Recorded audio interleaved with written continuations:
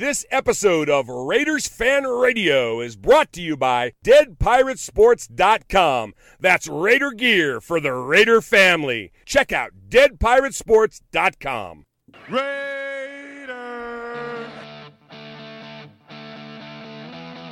Raiders Fan Radio. You're listening to Sonny and Murph from the Dago Dungeon. That's right, a podcast by Raiders fans, for Raiders fans, the only fans that matter.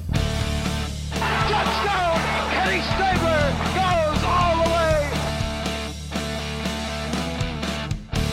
We miss you, we love you, and we'll see you in the Hall of Fame.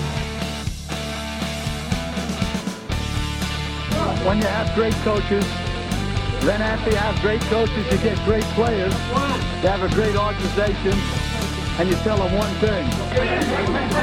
Just win, baby.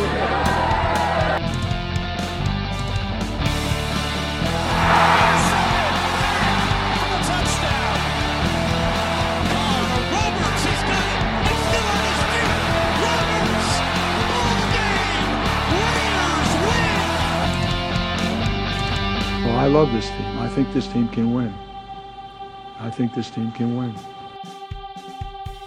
Welcome once again to another fantastic episode of Raiders Fan Radio. You must be welcome because I said it 3 times. This is your old buddy Murph back again for another episode of Raiders Fan Radio. I think I said that already too. I'm all about repeats today, and I think that's because I think I'm all about repeats today.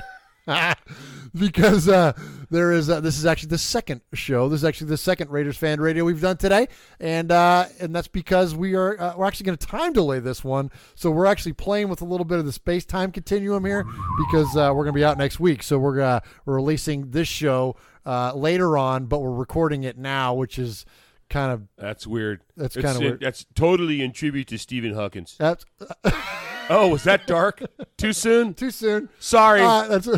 So that voice you heard, of course, is the one and only Uncle Mosh, who's joining me here in the Dago Dungeon South. Once again, welcome to the show, Uncle Mosh. Thank you. I'm so glad to be back. I'm glad you had me back, actually. Well, we're glad to have you back. You know, I don't like to do podcast selfies. Oh, I hate those. No, we don't do podcast selfies. Yeah, we're not even good on real selfies. Hey, so Uncle Mosh. Tell me something. It is episode number 72 of Raiders Fan Radio, and do you know what that means? 72s.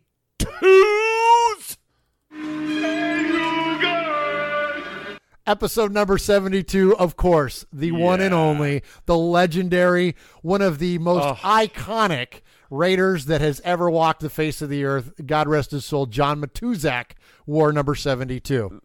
It's like if you had to say who is the epitome of Raiderism, it would be Raiderism. I like Raiderism. It would be the Twos. It would be the Twos, would it not? Come on. Absolutely. Hey, you know, a lot of people just thought he was just, another 6'7", 308-pound dumb jock, but he really wasn't. Was he that big? He was a monster, wasn't he? Think about it. 6'7", 308, I think. And that's big. And we're talking in the 70s. This was before. Like players were smaller back then. Oh, yeah. So, that was monstrous. Monster size, yeah. And he went on to have an illustrious film career. Did some great stuff afterwards, competed without training in the world's strongest man competition and came in 9th. Did he really? Yes. Wow, yes. that's cool. Yeah, nice. 81, I think, something like that. I don't remember Very cool. It was. He was famous for breaking curfew rules and stuff like that when they were getting ready to play the Eagles in the Super Bowl. He he was caught outside of his hotel room right after curfew. Okay. And he said, and his response was, they go, what are you doing? And he goes, I'm out here making sure nobody else gets out. You gotta love him for that. It's the best. I love the stories that came out of Napa from the old days. You can read them in Stabler's book Snake. It's also in the book Badasses that came out. Who's the author on that one? Peter Richmond is the author of that book here, sitting behind me. Just those stories, we won't relive them all here because they're endless, but they're just basically Stabler has a chapter in his book called Keeper of the Twos, and it's Right, all about right. him just, handling Matuszak, trying to keep him from shooting street signs and, and whatever. It's amazing, and his stories are amazing and legendary, and so we celebrate him for sure here on Raiders Fan Radio. He was a funny guy. Hilarious. Funny, Yes. hilarious guy. He was. There's a book out.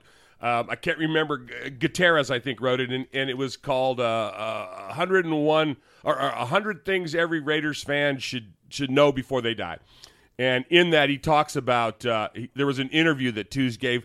We tried to find it. We tried to find the audio from it, but we found we were able to find the text, and it's Twos on the Philadelphia Eagles, and he says.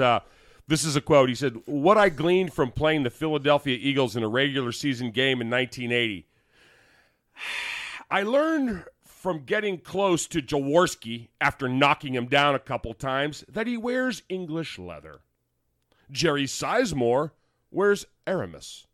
And Peter Perot, that second-year guy from Northwest Louisiana State, he don't wear any cologne at all. I don't even think the guy uses deodorant." That's the best. That's the best. That's the best. And so Matuszak has this fantastic playing career. He becomes Right. this legendary name on and off the field, more so, right? But then goes on to have a really cool film career, like so many players of that era, Oh my whether gosh. it be Jim Brown or Fred Williamson, or like you have endless amounts of players. Well, Matuszak went on to be what? He was in like Conan the Barbarian, right? He Caveman. Caveman, that's what I'm thinking of. Not Caveman, Conan the yeah. Barbarian. He was in Caveman, and he did like he was on MASH. He was on an episode of MASH, I remember. But my favorite and one of my all-time favorite movies, still to this day, is The Goonies. And of course, not only does Matuszak play Sloth, which we're going to play a couple quotes for you here, but if you catch it, he wears a Raiders shirt at one point in the movie. You see he's wearing one of his undershirts, and he's got the old school pirate logo, and it doesn't say, if I don't remember right, it doesn't say Raider. I think it's just the pirate head on there, but you can find it if you go back and watch the movie. You can definitely see it plain as day. He's wearing a Raiders shirt, but yeah, absolutely legendary performance as Sloth, and makes me think of chocolate. Oh, Yeah, good. no, and he did some great stuff too. He was on he was on the A-Team. Oh, nice. Yeah, nice, yeah, nice. yeah. I don't remember that episode, but one of my all-time favorite shows was Hunter. You remember Hunter? Kinda, yeah. Yeah. It was a LA TV cop show. He was on that. And Oh, is that Fred Dwyer? Yes. Oh, Yeah. I remember that. Yeah, he was great. Oh, funny. And it's Silver Spoons. He was Dukes of Hazzard, of course. Of course, yeah. Yeah. But and then He didn't get a Love Boat or a Fantasy Island, or what? He did close. He did a MASH. He did a he did a MASH. Okay. Yeah, all right. and then but North Dallas 40. Oh, that's right. That was the the other big one. Yeah. and he was Great movie. Great movie. And then there was a couple of stinkers. There was the 1984 Ice Pirates. I remember Ice You remember Pirates. Ice Pirates? Yes. Yeah, he did an TV episode of Silver Spoons. Please. I think my Uncle Murph took me to go see Ice Pirates just because Matuszak was in it. Yeah. I was 11. Yeah. Oh, that's great. All right, well, hey, real quick before we move on from the twos, we got to play some Sloth quotes. Oh my gosh, yes. Right, so here we go. So everybody collectively, here we go. Chocolate. Chocolate. Let us stand up. Pardons. And now, the final crowning touch to this cake. Take a bite.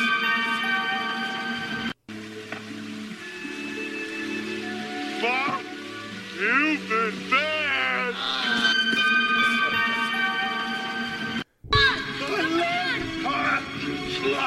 Love Chuck.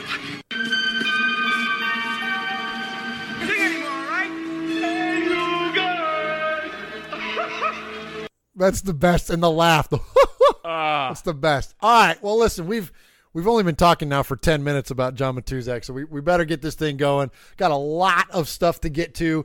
We have so much to get to. We had to break this up into 2 episodes because, like I mentioned, we're going to be out. So we had an interview with Austin Gale earlier today that was great. That's episode 71, which I hope you heard. If you hadn't, go back and listen to episode 71. Austin breaks down fantastically, breaks down all of our free agent activity that the Raiders have had. And then in this episode, after we get to the Sea of Fans mailbag, we're going to start off there. And hey, we got a new made man this week. We do have a new made man this week. Absolutely. You have to stay tuned to see who that is. So Sea of Fans mailbag. And then we're going to, we have an interview this week. Might be one of my favorites. And we've had some great guests in the past. Guests. This guy was fantastic. We're talking about new Raider Keith Smith, new fullback for the Raiders, just came over from the Dallas Cowboys, hasn't even played a snap yet for the Oakland Raiders, and we got him right here on Raiders Fan Radio. So, and hey, cool. Sorry, Q-Dog, but he might be my new best friend. Oh, hey, don't say that Q-Dog like that. We're going to hear from Q-Dog here later in the show, too. I'm kidding. I would never throw Q-Dog under the table. Don't do that. He was the first mosher. He was the first.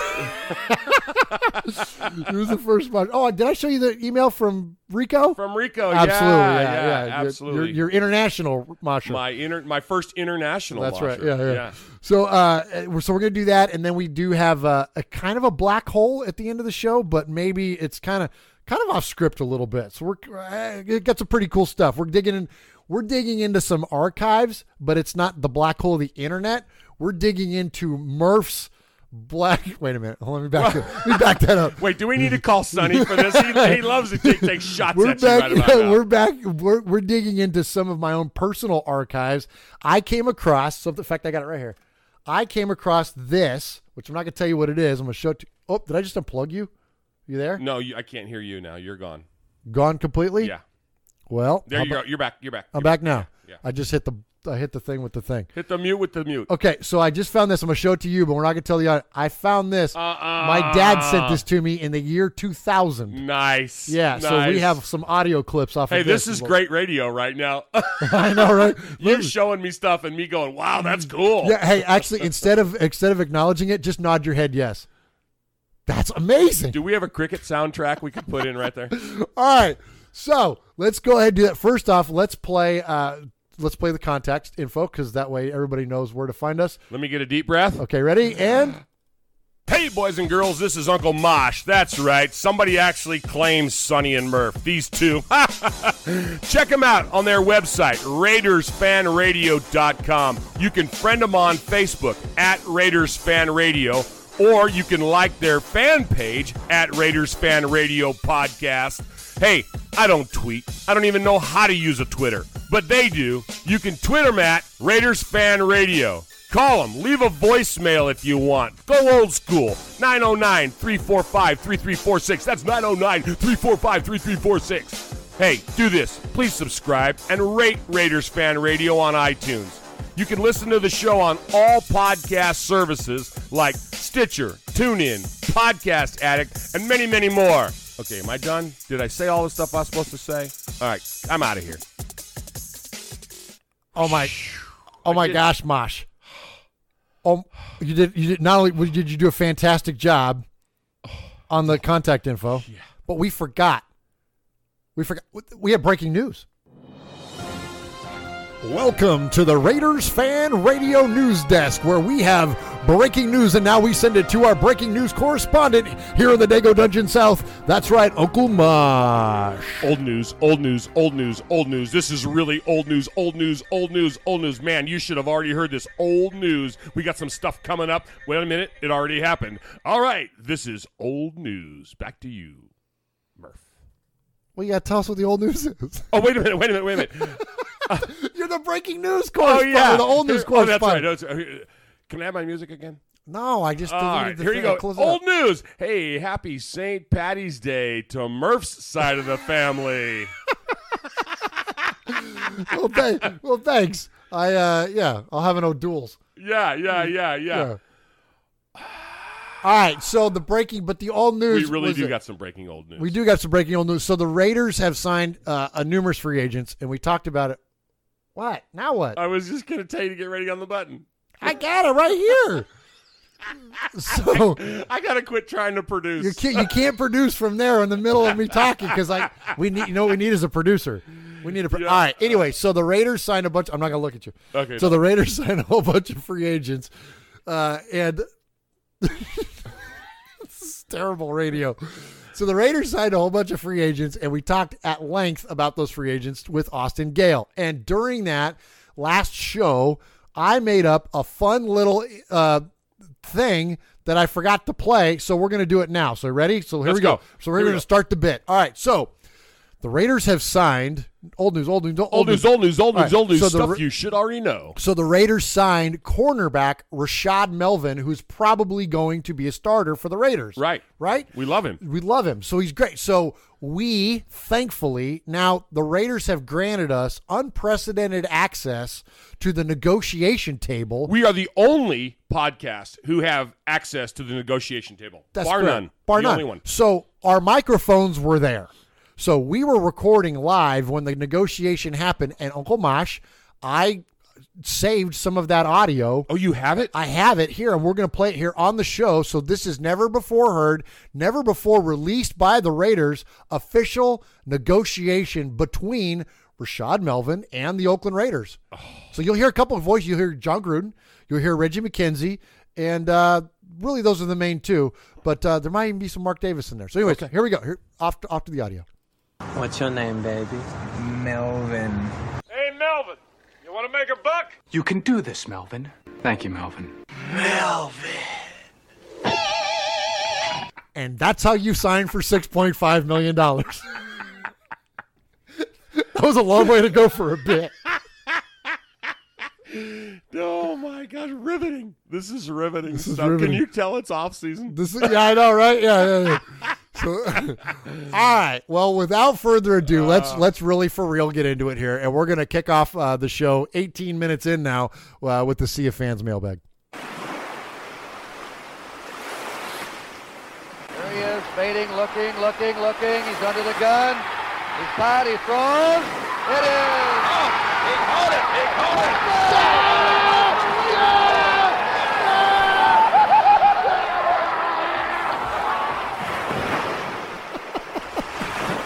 My favorite soundbite. You always get a big kick out of that one. Yeah. The cackle. I wish I could get my voice that high. Too many Raleighs as a kid. Yeah. The only reason I smoked those is because you got a coupon. I didn't even like to smoke, but I got a coupon with them. So I'm like, oh, if I got a coupon, I might as well smoke. I might as well smoke. All right. You know, when I started driving, you could go to the Hudson gas station on Bascom Avenue in Campbell, California, and you could get a pack of Raleighs and a gallon of gas, and they were each 49 cents. Oh my gosh. So you could walk away with 2 cents for $1, and you could have a gallon of gas. You could have a gallon of gas and a pack of Raleighs. And if you had sunglasses, you were on your way to Chicago. Oh, you're out of Sorry. control. All right, here we go. So the first caller in the Sea of Fans mailbag this week is Made Man, our buddy Red. Sonny Murph, right up here in Yakima. I like to pick up a Jordy Nelson.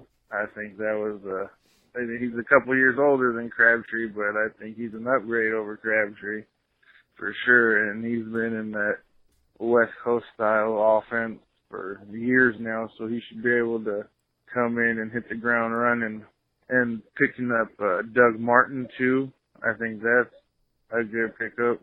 Him and Marshawn Lynch should be able to beast next year. And I've heard rumors that we're looking into maybe getting Ndamukong Suh.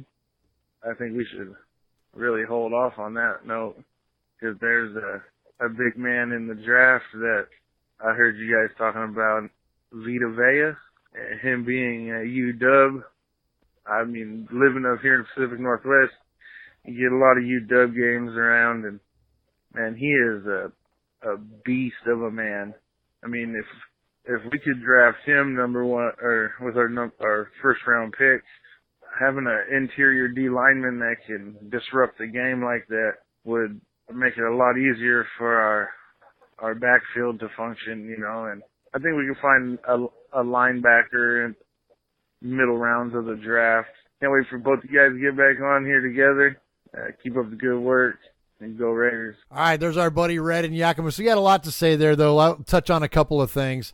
One, we talked about last time you were here, Uncle Mosh, about getting linebackers late. Like that's kind of Reggie's MO and probably where they're going to end up. We talked about Shaquem Griffin, what a cool story that was, and his potential for getting drafted by the Raiders. But so what I'd like to focus on, he talked about Ndamukong Suh. So there's a couple things there. Is that as we know, Ndamukong Suh's a free agent. He's probably going to command a pretty high payday. The guy's kind of got Raider written all over him, considering, his on the field actions and behavior. But I think he's probably going to be a little bit too much money. And I just don't see the Raiders pulling a trigger on that. They got other things to spend on. But something that I think is interesting that Red brings up, and he mentioned Vita Vea, who we've talked about before also, right. getting that guy to get that big push up the middle. Something that's starting to come out now, and it seems like there's always a new trend. Like every year there's a new set of buzzwords and, setting the edge or whatever, right?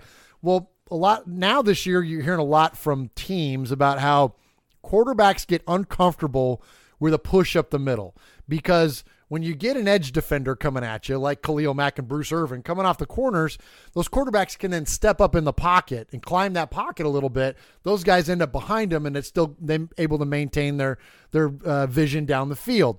Where when you got a 305-pound man coming down in front of you, now you got to go side to side. So now you're you're messing with your footwork. You're going off axis. Your sight lines change. And now I think that's going to be a big thing for teams to then look for that push up the middle, not so much the push on the edges. Now that's that's kind of a trendy thing that we're hearing this year. But what do you think about that? Well, anytime you could disrupt a quarterback's reads, I mean, that's the whole goal of the defense, right? I mean, that's it. They're stepping back into the pocket. They're making their reads, and if you can disrupt them or you can throw them off, and you got a 6'6", 6'7", 355-pound guy who's really you have Andre the Giant in the Big Show really coming up the middle, ticked off, screaming at you. It's going to disrupt your read. Yeah, you're totally right. And then if you've got guys coming in from the corners, man, that's the thing now is that, and we talked to Austin about this when we had him on, that Bruce Irvin is not a coverage linebacker. He's a hand in the dirt, edge rushing player. That's where he thrives. So now with knowing that the Raiders are going to go back to that, they'll find other linebackers to handle running backs and tight ends coming out of the backfield, or that could be Obi Melifonwu or numerous other players.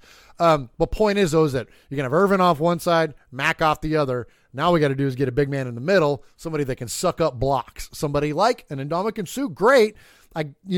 That style or that size of player, great. Jarrell Casey's another one for the Titans. Somebody that just occupies a lot of room in the middle. That's what you need, right? Well, they're going to take the room. That's going to occupy room and take attention. And Absolutely. That's what it's going to do. Absolutely. So I think he's good point. Red's definitely on the right track there with Ndamukong Suh, or at least with that position. So we'll see where we go from there. All right, we got two more to get to. We got number 2 mosher, maybe number 1 domestic mosher, maybe number 2 overall, or still your favorite? We just go way back. All right, well here you go, Aaron the Q Dog Raider. Greetings, Aaron Q Dog Raider coming from the east side. Sonny Murph, the consigliere. Uncle Mosh, appreciate the love you displayed on episode 69. Now down to it. Today's a day of once again to rejoice. We got the muscle hamster coming back to the north side of California. I think, we can say goodbye to Mr. Washington, put him on the hit list, gone out of here, double tapped. Jordy Nelson, that was the big get for today. Today is March the 15th, a day that shall go down in Raiders history. I don't know if we've got Fred Biletnikoff reloaded, but you know what? I'm going to miss Crab. Hey, you made the hit list. It happens to the best of us. Too bad to see you. I'm showing and seeing a lot more out of this Raiders front office. I think the plan is coming together. Now, for all of you haters that I've read on the group chats and on the threads and everything like that, talking about the disparaging of Marshawn Lynch, he's our bell cow. Get used to it. Anyway, a story of uplift or positivity that you wanted to hear. I'm sitting here watching my television, and I just got through seeing Brett Favre on a dirt patch in Mississippi throw a pass to once Raider Jerry Rice. He still got the moves, baby. So you know what? I'm all in. I'm going to buy me a copper fit. And there you go. Back support. Y'all take care. Talk to you next time. Go Raiders. That's why I love Q-Dog. He's the best. He's the best. He's the best. He's got great sense of humor. Funny. He's so funny. So funny. All right, so aside from the copper fit, my big takeaway on that one is Jordy Nelson, man. Well, a couple things there. We'll start off with this one. Jordy Nelson, I think, is an awesome addition to the team. Again, referencing the conversation we had with Austin. John Gruden's offense, his West Coast offense, is all about timing. You think about what he did when he had Jerry Rice and Timmy Brown. Those guys weren't, breaking open because they were outrunning people. It was all timing. I mean, Rich Gannon would throw the ball before anybody's head was turned around, right? He was throwing it to a spot, and he expected the receiver to be at that spot. That's what you get out of Jordy Nelson, right? So I think I'm with Aaron that's a great signing for the Raiders. I think Jordy is going to bring not only leadership on the field, but in the locker room as well, which now we're hearing stories about what Michael Crabtree was doing, and we knew there was conflict. We knew there was chemistry issues with his team last year, and now we're learning that a big source of it was Michael Crabtree. And how many times did you and Sonny talk about what's going on? What's going on? Sonny, he's our family naysayer, and he is, man. But if there was... He read that fast, didn't he? He read that quick, and he picked up on it, third game. Yeah. He at Washington. Yeah. No, he was on it, and he's like, something is up. Something is up. Now, I don't buy into any of his conspiracy theories about things that have happened in history, but I am saying he nailed this one. He nailed this one. He sure did. He picked up on it immediately and got it. Yeah. So there goes Crabtree. So he's gone, and I think see ya, right? So I think it's a good trade-off when you look at Jordy's older, but he's, look, here's the thing too. We got to have reliable hands at some point on this team, somewhere in the receiver core. You got to have somebody with great hands, and Crabtree at times had great hands, but he's also at times had terrible hands and drops the ball a bunch.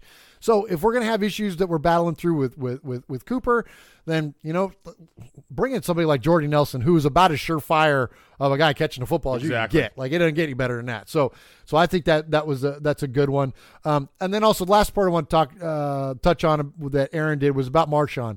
I agree with him. Marshawn's the bell cow of this football team. He's going to, he is, to me, needs to be the modern day Zach Crockett.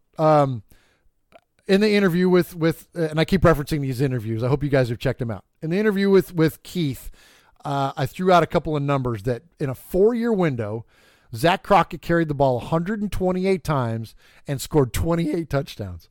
So like every 7th time he touched the football, he was scoring a touchdown. Like, this guy was a monster inside the 5-yard line. Like, he didn't run for big yardage. All he did was run for touchdowns. Like, That's what Marshawn needs to be. Like, let Doug Martin, let Jalen Richard or DeAndre Washington, whoever the other running back is, or if they draft one, whatever, let those guys be your middle of the fielders. Yes. Mm-hmm. And then give it to Marshawn inside the 5, inside the 10, and let him go to work and do what he does. And then we're going to have guys like Keith Smith leading the way, guys like Lee Smith leading the way. We're going to have some beef up front. The Raiders are going to be big up front, man. They're going to be able to just freaking go out there and hammer the ball down people's throats. And so I think if that's the goal and if that's the direction this is going, I think we're going to see probably much more out of Marshawn this year than we did last year. No one expects him to be 1,000-yard back, right? Like, you expect him to be a 500 or 600-yard back. And we talked all last season for that, with saying that exact same thing. Yes, but score 10 touchdowns. Yeah. Like, that's what we want to see out of Marshawn, right? So I agree with Aaron. I think that Marshawn's definitely going to be a featured part of this offense, and it fits in with what Gruden does. That's what he does. Hey, so speaking of what Gruden does, I had one takeaway from what Q-Dog said. Please. Is the confidence in the front office. Yeah. Something we hadn't had in a long time, man. I mean, it trickles down. It trickles down. And if you can get the confidence from the front office going down through your coaching staff into your locker room, your players are buying in. If everybody's on track, man, that's huge. That's huge. That's huge. It's big. We had a period of function after years and decades, frankly, of dysfunction, and then we went right back to dysfunction last year. So I'm with you. That's such a huge opportunity for the Raiders. So good stuff. Great call, Aaron, as always. And so we got one more here before we close out. And Uncle Mosh, here is our new made man here in the Dago Dungeon, and of course it's a familiar voice because you've heard him at least 2 times. I think this might be his 4th call. This is his 4th call, and he's got his picture on the website too. He does, because he's one of our T-shirt models. He's one of our T-shirt, and he's family. So he's a made man all the way around. That's right. Here we go. Yeah. So let's hear from our newly crowned made man, and we'll play your music right after your phone call. We're talking about Greg in Tennessee. Sonny Murph, Raider Nation, how y'all doing? Hey, man, this is caller Greg from Tennessee. I got 3 words for you. Jordy Nelson. Whoa! Yeah, baby. Derek Carr throwing it to number 87 for 87 yards down the right sideline for a touchdown. Jordy Nelson, baby. Whoa! So he went from Jed Clampett to Ric Flair, all in the same call. And so for that, Greg, congratulations on being the newest made man here on Raiders Fan Radio. You are a made man. You showed you are part of the family by participation. By chance, a man like yourself should make enemies, then they would become my enemies. Showing you are a friend of Raiders Fan Radio, you have leapt across the line. Friendship is everything. Friendship is more than talent. It is more than the government. It's almost equal to family.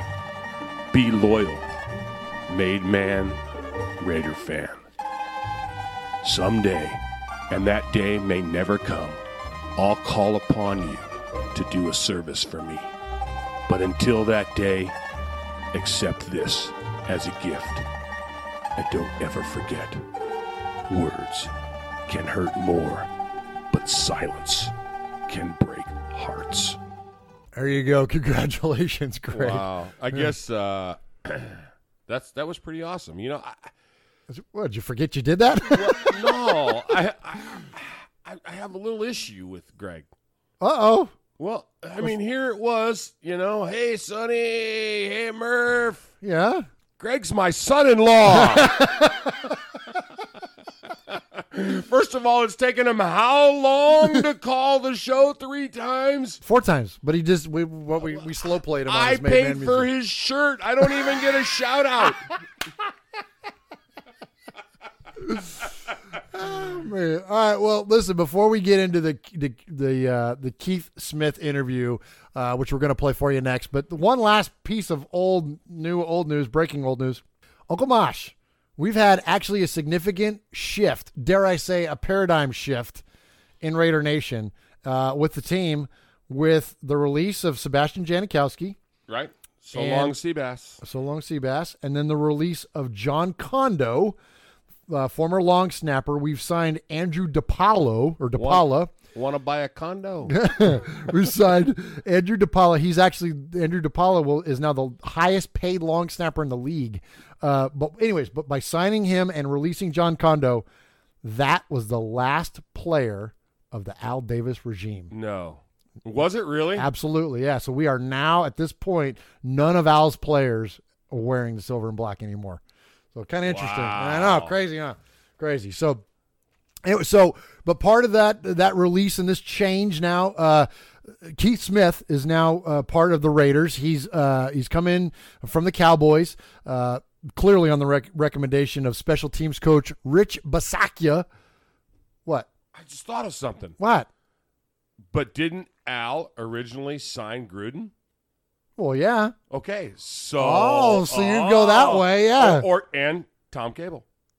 Well, sure. Well, so Willie Brown's still part of the team, and there's a lot of those guys. But I mean, on the field. But guys that put cleats on. There's no more Al playing.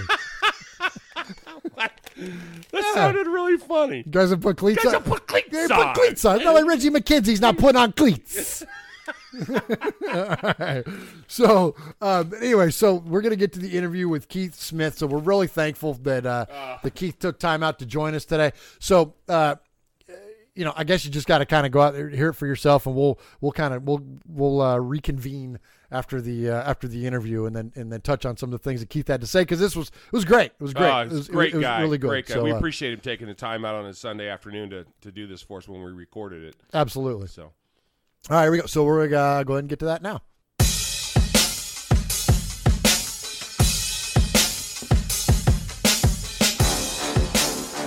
All right, Raider Nation, he is a former linebacker, now fullback out of San Jose State University, undrafted, but signed by the Dallas Cowboys in 2014 and plays for our Oakland Raiders. Please welcome to Raiders Fan Radio and to the show, Keith Smith. Keith, welcome in. Thank you. I appreciate it. My pleasure. Keith, I think it's a really cool thing for you to come over to the Raiders based on where you grew up. We know you're a California guy. It's your return to California. You grew up just west of Los Angeles.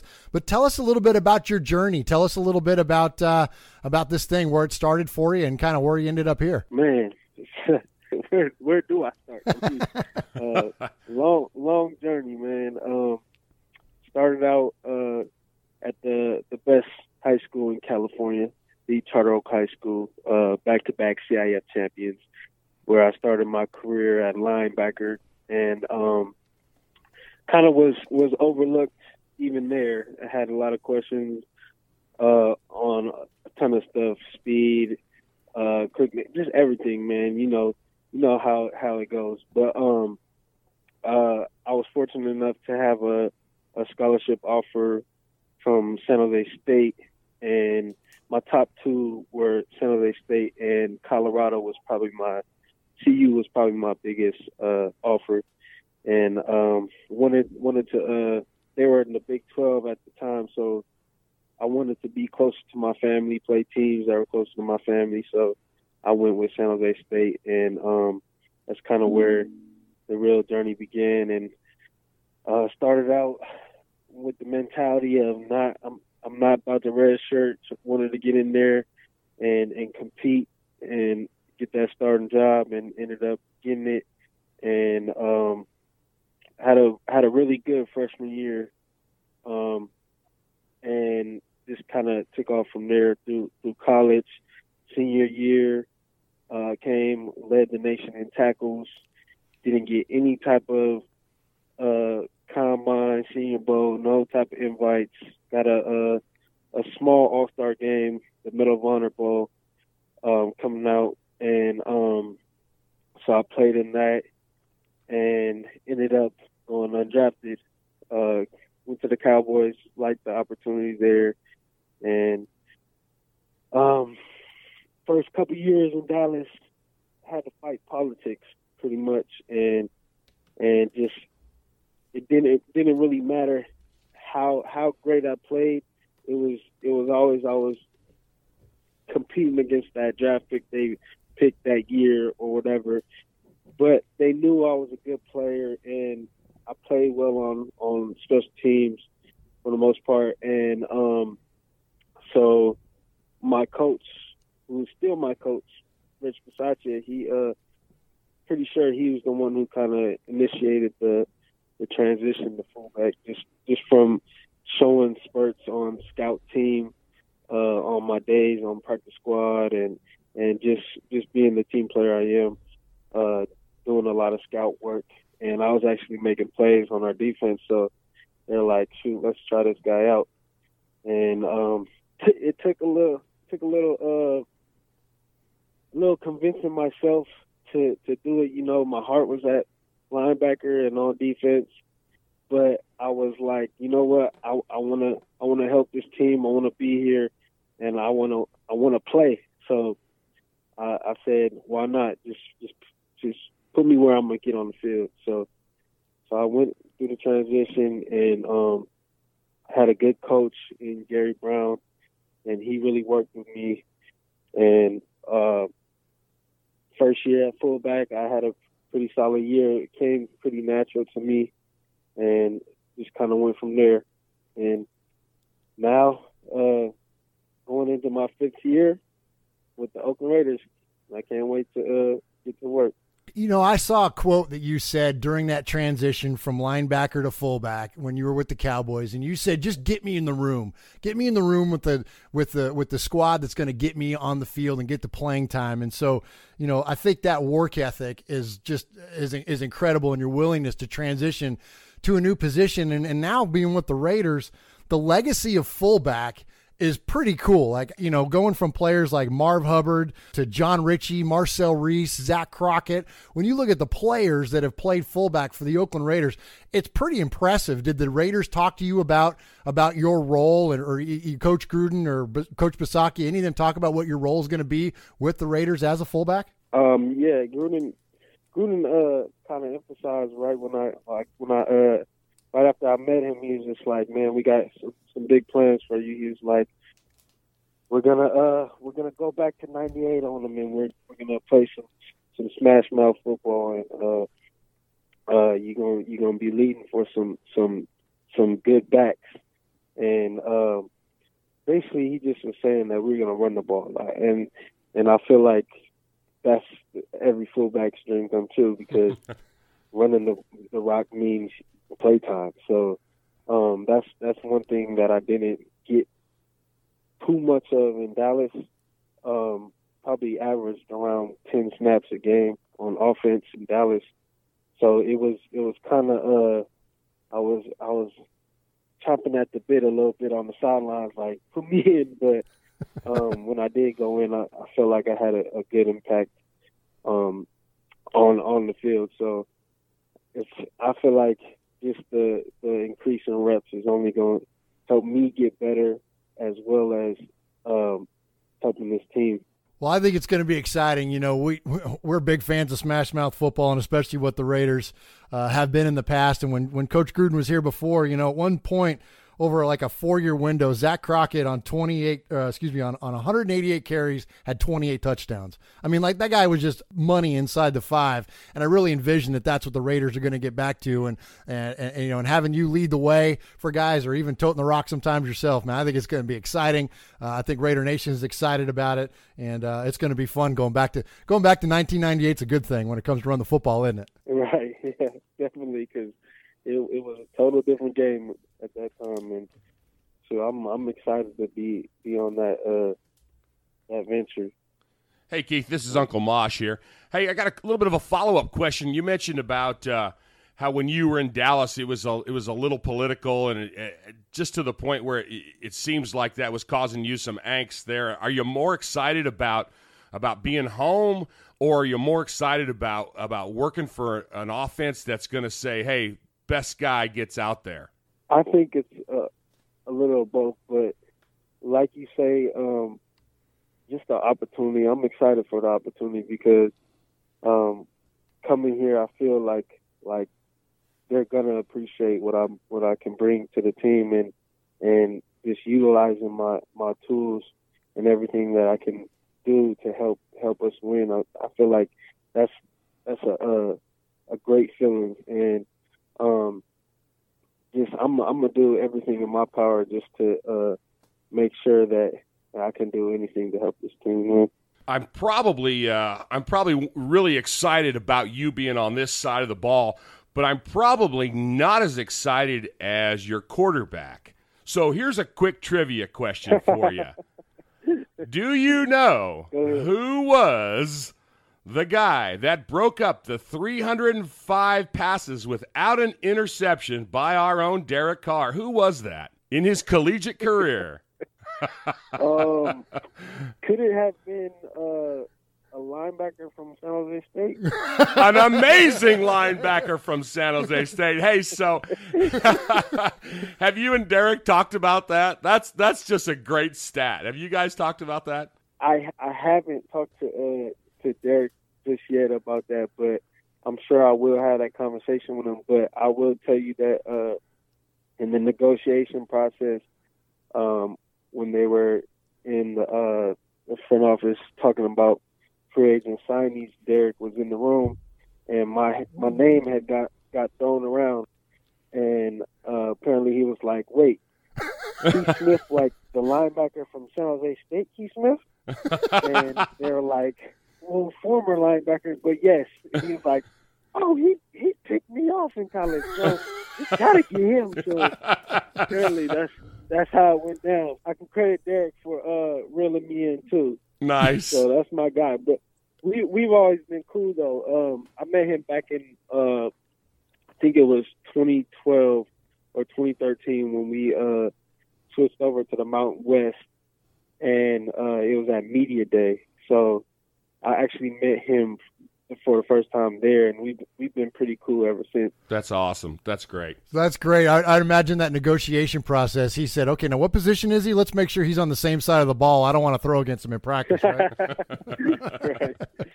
Right. We mentioned you grew up in California. So who are you a fan of growing up? Obviously we're Raiders fans. We're here on Raiders Fan Radio or diehard Silver and Black. How about you? What about growing up? Who were not only the teams you were a fan of, but what about some players that maybe you emulated your game after or just rooted for? So I actually grew up. My dad, he when I was younger, he was a limo driver for the LA Raiders. So he would take me to the game sometimes. So I got a few pictures. I know the Raiders Instagram reposted my baby picture in the full Oakland gear. Nice. But I got a few pictures with some Raiders stuff. But I grew up a big Jerry Rice fan, and so I was a Niners fan until he left, and then I became a Raiders fan a little bit. And then when he retired, I just kind of didn't really have much of a team until my brother-in-law came into my life, and around 6th grade, and he played in the NFL for, I want to say 5-6 years. His name is Jason David. Played for the Colts, played cornerback for the Colts, won a Super Bowl there, and then went over to the Saints. So I was a pretty big Colts fan because of that. But I never really had a real solid diehard team. I just was kind of a football fan. And so I liked players. Jerry Rice was my guy.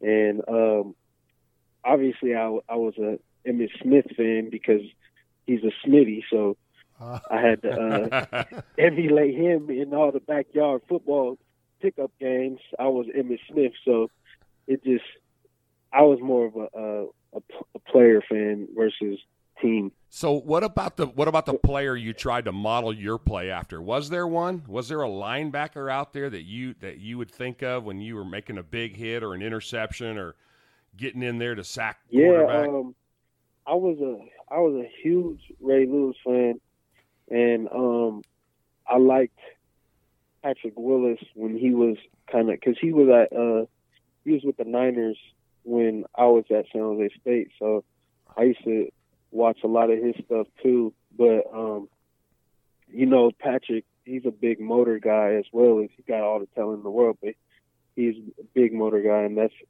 kind of what my playing style at backer was based around. How about off the field, Keith? What are you a fan of off the field, away from football? What are some of your interests? You tell Raider Nation about. Man, I'm probably my biggest hobby is being a dad. Man, my daughter, she's 4 years old, and she's kind of my best friend. So I just enjoy spending time with her. Really, when I'm not playing football, I'm either working out, eating, or doing something with her, man. Because she's just a bundle. Her personality is crazy, and she's just the most entertaining person in the world to me. So, I mean, I think that's probably my favorite thing to do outside of football is being a dad. Well, 4's a great age, and is she athletic? Does she want to play? Are you doing the t-ball thing yet, or soccer? Or see, her mom is a makeup artist, so she's as much of a diva as it gets. You know what I'm saying? So she likes all the princess stuff, and I'm reluctant on her liking makeup, but it's kind of inevitable because her mom is around it all day. But it's just, I mean, I don't know. She's kind of a big girl for her age, so she's kind of clumsy. So I'm not sure if she's gonna be in sports yet, but I think me being an athlete, it's gonna be hard for her not to be. Tell the truth. Are there going to be pictures of her making you up, giving you the makeover? Oh yeah. Awesome. You go on my Instagram. There's a picture when she was 2.5, doing my makeup. Nice. You Like, are. I can't say no to her. Heck no, man. So Daddy's girl has got you right where she needs you, right? Man, yeah, she's spoiled as heck. That's awesome. Hey, speak a little bit about that. I do want to ask you about, as fans, we get so caught up in just the pageantry of the NFL and the spectacle that it is, and it's such a cool thing. It's such an amazing achievement to get to where you're at, especially someone like you that's had to work so hard to accomplish what you have. But what does it look like on the other side, the family aspect of it? Is that tough? Is that tougher than what we see as fans, helping manage your family? You have a young family and here you are transitioning to a new city. Of course, you're getting to come home essentially, back to California. But speak a little bit about that, about some of the things that we don't necessarily see as fans on the family side of it. Oh, yeah, it's definitely different. I mean, as far as the family situation in my life, this move is more convenient for me because my daughter actually lives with her mom out here in California. So I'm actually moving closer to her, and the commute is way less hassle. But it's a lot of people don't really think about the stuff outside of football because they're so diehard and play good, play this. But I mean, we got lives too, and we got things off the field we got to handle too. So I mean, it is tough balancing everything, but I think that with time you start to learn how to balance your priorities and whatnot. But in my situation, it's actually a better deal being out here in California because I'm just a hop and a skip away from my daughter. She can come out to see me whenever and whatnot. So, and looking at it from that perspective, I'm actually in a better situation. Oh, that's awesome. Keith, we always like to ask our guests for a message to Raider Nation. What's an overall message? There is the impending move coming and whatnot, but we always like to keep it positive, of course, here on Raiders Fan Radio. But what's your message to the fans?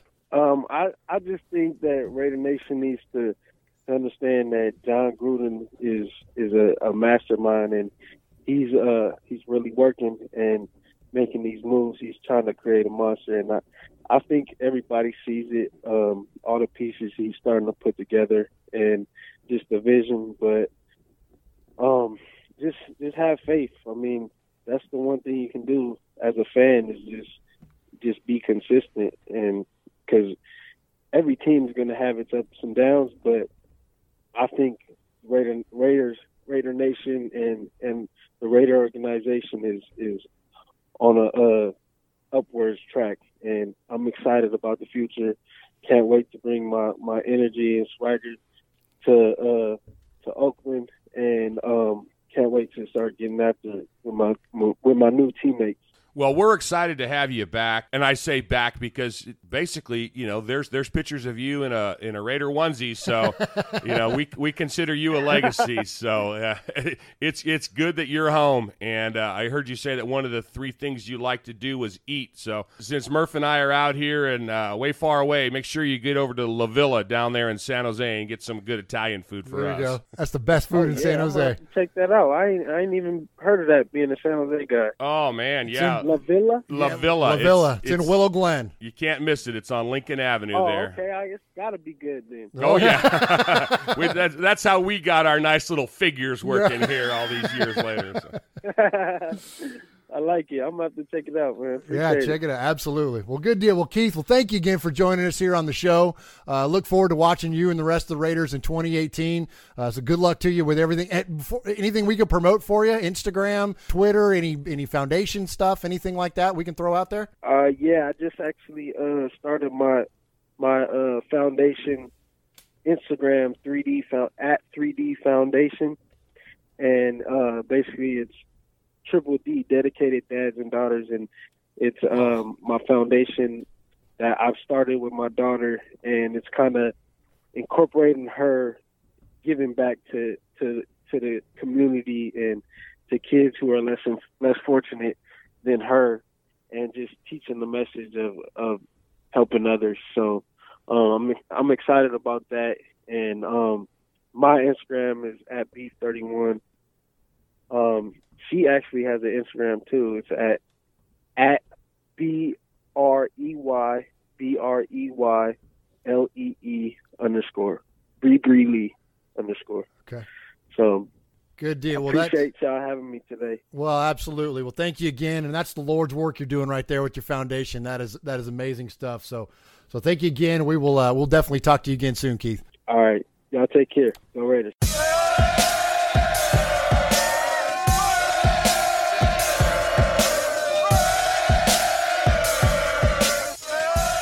All right, there we go, Raider Nation. There's our interview with the one and only newest member of the Oakland Raiders, and that is one fullback, Keith Smith.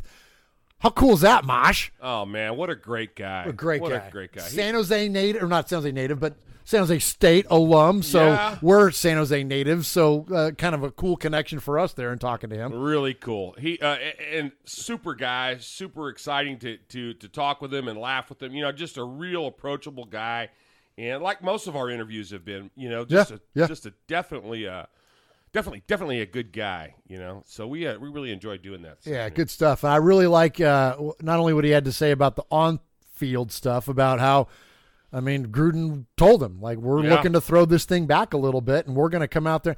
I love this idea of the Raiders returning to this.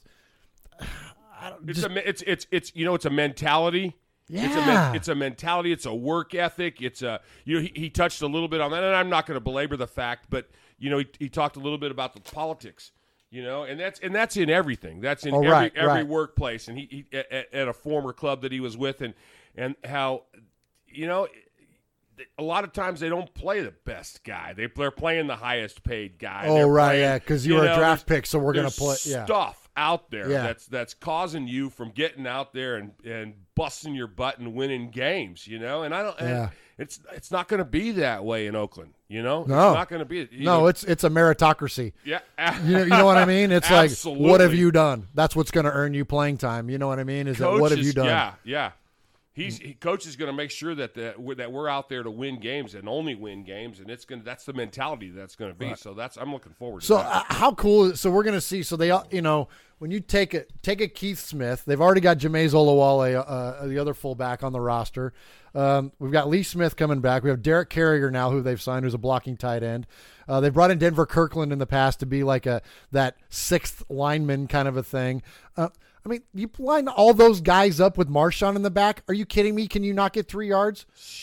Like, that's craziness. Like, they're just going to be able to just smash the ball down people's throats. And then, what a concept. They'll actually run some play action out of that, which they never ran last year. They run some play action out of that and push the ball downfield because you got a great passer like Derek Carr. I'm excited, Mosh. This is going to be good. And you know, not only the strategy of signing players like Keith Smith and these others we've talked about, but he's just a quality guy. And if those locker room quality guys, so guys like Jordy Nelson, like we already talked about, and now guys like Keith Smith and, you know, these others, I think it's awesome, man. I think it's just awesome that the Raiders are kind of, you know, turning it back around again. I feel like we just talked about this 2 years ago, like, hey, we're back, but I kind of feel like this one's, it's different. It's moving in the right direction. Moving in the right direction. And I think, you know, again, like you said, not to belabor the fact, but, you know, Coach Del Rio was exposed a lot for his ineptness as a leader. You know, a lot of these teams that have issues, chemistry things, whatever go on, they can be managed through. Like the quote distraction, right? Like you can manage through those things, whether you're Bill Belichick or Doug Peterson or whatever. Like there's a lot of coaches that manage through these things, and still that stuff doesn't impact negatively your play on the field. These things that happened with the Raiders instantly impacted them negatively.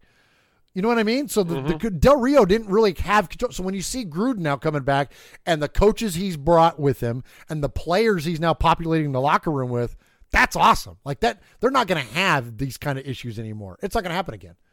I think there's a fine line. That you have to walk, and that's what always has been.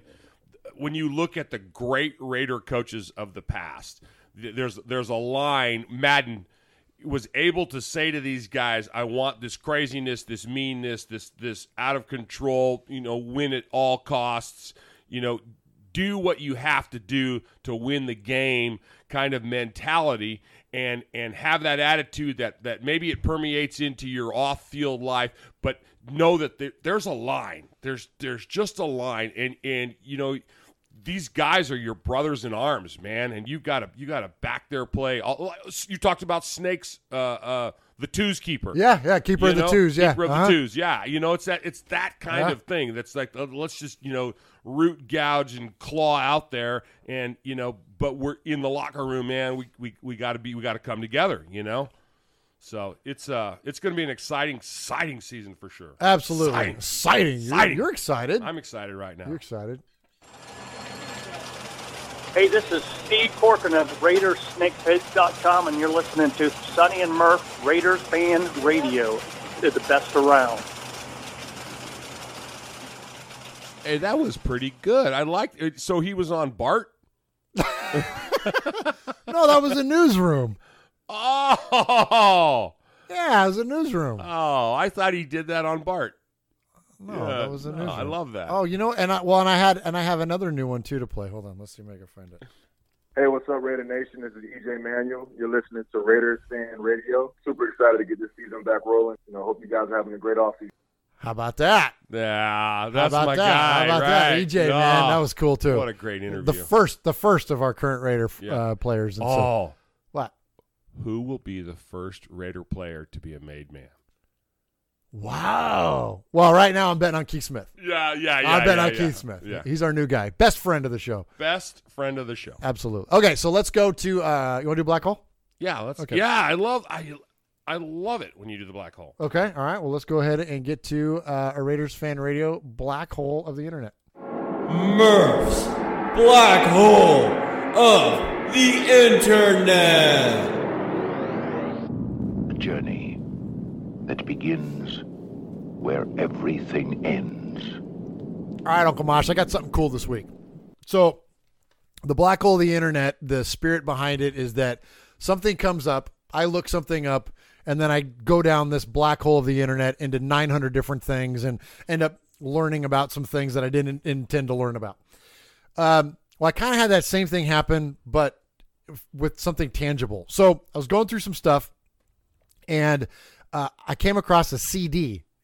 You kids don't know what that is, but you know, they used to, back in the old days, they used to make this compact disc, right, where it had digital information stored on it where it would play music. Well, they also made CDs for all kinds of different things. And so back in 2000, the radio station, the local radio station in the Bay Area, the Ticket 1050, which was the Raiders flagship station, home of Greg Papa and Tom Flores and Jim Plunkett and all of it. Okay. So the Ticket had a CD released called Return to Excellence. And what it was a recap of the 2000 season when then coach John Gruden brought our team back to within one game of the Super Bowl. Oh, sweet. And so this CD that my dad got at, I forget where he got it, like it's some promotional thing, like some giveaway or whatever, and he sent it to me. Because I wasn't living in California anymore at the time. You were here with me. I was here, in the year 2000, absolutely. I was here in Tennessee. So he sent it to me, and he was like, here, I figured you might like this. And it's awesome. And so I have some cuts off of this thing that I'm going to play. I'm going to play the first two cuts. The first one just kind of intros what this thing is, and then the second one is the first game. So it only covers the wins, right? So there's 12 winning tracks that this thing covers, but it's just so cool to go back. Oh, wow. Hear Greg Papa's voice, which we love. Yeah. Hear the names of these players. You hear names of, I'm not going to spoil it, but you're just going to hear some names you hadn't heard in a long time, Raiders and non-Raiders. But it's just kind of a fun little trip down memory lane. And I came across this thing, and I've kind of for a while been wondering like what I was going to do with it. But now that Gruden's back, I'm like, this is the perfect time to start playing this stuff. So we'll just kind of do one a week during the off season until we get to the conclusion of the AFC Championship game, which fortunately we lost to the Baltimore Ravens. But we're going to start it off. So we got two clips for you here. So the first one is the intro to the CD. The autumn win certainly was a Raider in the 2000 NFL season, guiding Oakland to within one game of the Super Bowl. It all started as a gentle summer breeze back in the hot, sweaty days of August in Napa Valley when head coach John Gruden took the Raiders through the beginning stages of what would become the Raiders' first playoff season since 1993.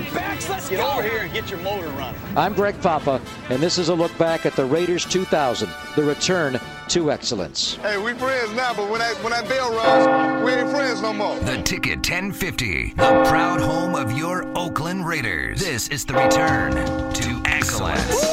What time is it, dude? What time is it? He's going to go. The block. The Raiders blocked it. Rising.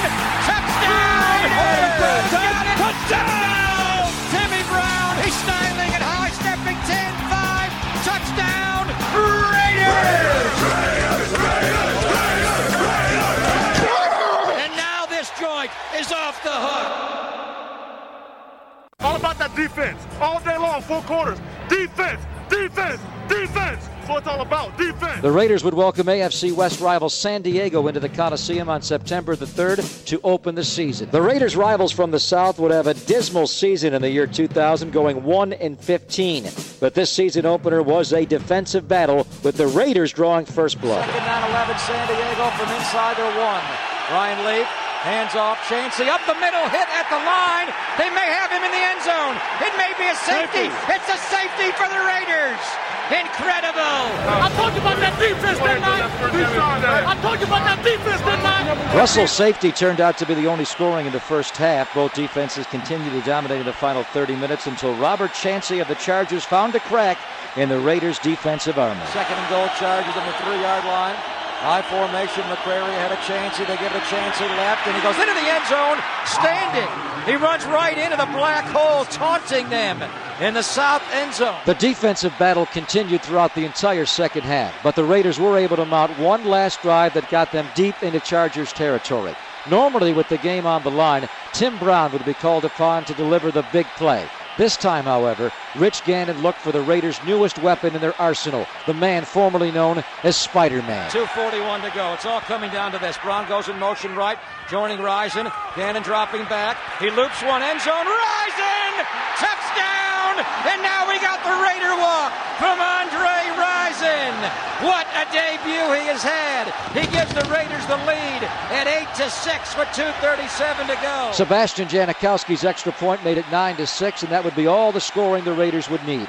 Ryan Leaf tried to mount one final drive for the Chargers, but newly acquired linebacker Willie Thomas would intercept Leaf's desperation pass to seal the ball game, and the Raiders had the year 2000 off to a great start. As dominating as the Raiders' defense was in the season opener against San Diego, it would have to be even better if the Raiders hoped to go into Indianapolis and deal with the offensive triplets known as Peyton Manning, Edgerrin James, and Marvin Harrison. We got something for these boys. All right, there you go. Pretty cool, huh? That was very cool. Isn't that cool? Very cool. Very cool. So you hear names like, Andre Rison, of course, Timmy Brown and Gannon, of course, but Ryan Leaf. Ryan Leaf, right? Yeah. Like, that's just crazy, right? So, it seems like so long ago, that all that stuff happened, but it's a lot of fun. So just a cool time to be a Raider fan. That was like their, resurgence that, they won the division in 95, and outside of that, we didn't really have any success in the league other than 83 when we won the Super Bowl. Right. So it was a long dry spell. You know what I mean? Yeah, I like what he said when he said, "Get over here and get your motor running." Yeah. When Jordan says that, yeah. Loved it. Yeah. So good stuff. So pretty cool stuff. So we'll feature one of those for you every week here on Raiders Fan Radio until we get caught up to the start of the season for next year. So, Mosh, is that all we got? Is that a wrap? Do we got time for another bit? We should think of something and do one more bit. You know about the bits. This is a bit heavy show, man. If you want Raider bits, this is the place to go, man. Raiders Fan Comedy Central. Yeah, there you go. Raider Bit Radio. But I think that's all we got. So thank you first and foremost to you for joining me here. Appreciate it. In the Dago Dungeon. Thank you to our guest, Keith Smith, for joining us, newest Raider, fullback. Looking forward to following his career, of course, in the Raiders in 2018. But I guess that's all we got for And him, our so. callers. Thanks for our callers. Once again, we had Red from Yakima. We had my man Q-Dog and our new made man Greg from Tennessee. Absolutely. So congratulations to Greg. Congratulations to Greg. Thank you for all of you that have listened. And we so if you want to find us, you can find us at RaidersFanRadio.com. You can like and subscribe to us on iTunes, Stitcher, Spotify, Castbox, TuneIn. Pretty much anywhere that you can find the internet and podcasts, we live. So, so like and subscribe to us, please. That really helps out the show when you do that. We have T-shirts for sale on our website. T-shirts, yeah. You can And buy T-shirts. also, don't forget, send us your if you don't want to do the phone call, send us like Rico did from the Canary Islands. Yes. Send us an email. We'll read it on the air. We'll do your family story on the air. And that's show at RaidersFanRadio.com, where you can email us, and we'll be glad to read that. You can also call us at any time, 909-345-3346. Leave us a story or a family story, or just leave us a call, what you think about the draft and all that good stuff. So appreciate you guys listening in. Love the interaction that we have on social media and everybody calling in. That's why we do it. It's what makes it fun. So Yeah. And we heard from Sonny. Sonny said to give everybody a shout out. He's doing well, real busy, raising them babies and coaching T-ball. And he's actually going to be in San Diego. Yeah. He's actually going to be in San Diego, which is like kind of a strong market for us. So he's going to be down there. So look for look for a guy who's trying to find ravioli. And if he's wearing a Raiders Fan Radio t-shirt, yeah. That's what he said. He goes, I'm going to wear my shirt every day when I'm down here. I'm like, okay. So if you see a guy we'll just call him Fluffy, and searching for raviolis, wearing a Raiders Fan Radio t-shirt, you can bet that's probably Sonny, so definitely approach him and say hello. Or at least tell him where he can go buy some ravs. More importantly. So anyways, that's all we got for you this week. So it's Raider Nation, wherever. Forever.